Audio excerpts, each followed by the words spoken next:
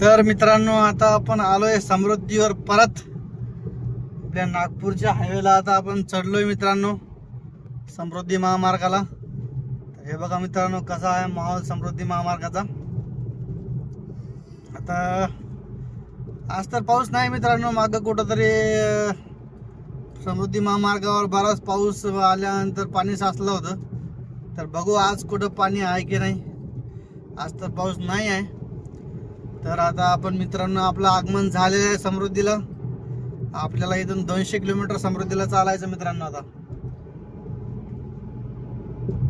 तर हे बघा, हे दाखवतो तुम्हाला वाचून किती नागपूर इथून किती आहे. संभाजीनगरवरून मित्रांनो नागपूर बघा 468 किलोमीटर आहे आणि इथून संभाजीनगर आणखी 26 किलोमीटर.